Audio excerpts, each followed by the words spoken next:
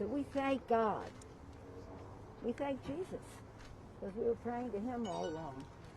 Right, darling? We thank God. They are people of faith. They conveyed that to me on the phone, but they've conveyed it all along. So as it'll be 8 weeks, according to what the judge said on this, before we know the sentencing, but that's part of the justice of it all as well. Mr. Clyburn has been a solid, steady force for all of us here, because this was a traumatic. My little granddaughter, who just turned 12, she said, "Why is it taking so long?" It didn't take that long, but we all saw it on TV.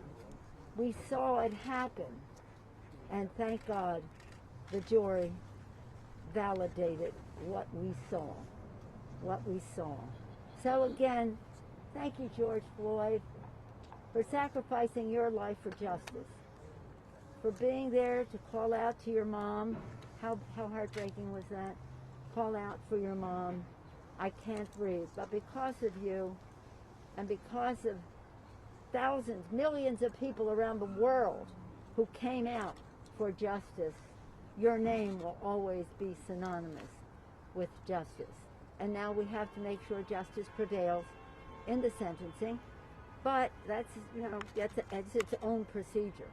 Our responsibility is to make sure that Karen Bass, who has been so open to justice with the bill that she put together, she wrote, and now trying to find areas of agreement in the Senate.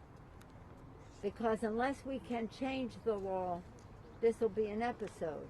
We change the law, we're going down a different path altogether.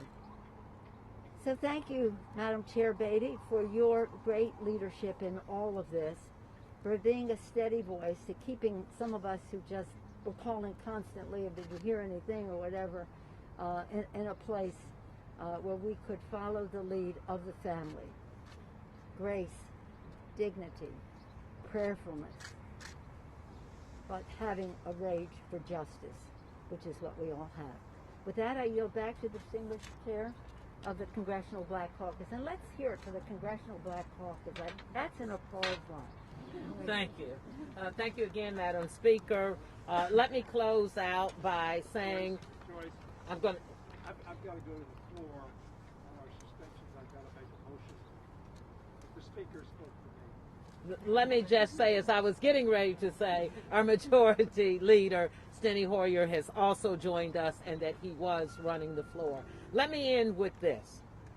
Let me simply say, in the words of a child, George Floyd's daughter. Yesterday, several of us were in Minneapolis. Congresswoman Sheila Jackson Lee, Congresswoman Maxine Waters, Congresswoman Karen Bass, Congresswoman Ilhan Omar.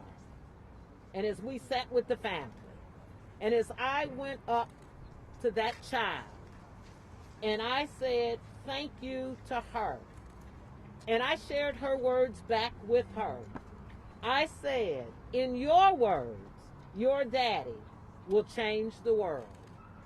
And as her uncle was holding her, she reached down, took my hand, and she said, thank you for being here. So to the Congressional Black Caucus, thank you for always being here. This is the first step, but in her words, today we start to change the world. Thank you. We're going to walk back in together. There will be many members who may want to make statements to you, but at this time we're not taking any statements from the caucus. We're going to go and continue to do the people's work. Thank you. If anyone needs my contact, it's Aaron Washington, CBC Comms. Aaron.Washington@mail.house.gov to get in contact with Congressional Black Caucus. That's AIREN.Washington, like DC. And my name's on all the press releases. Chair, CBC Chair, Joyce Beatty. Hey.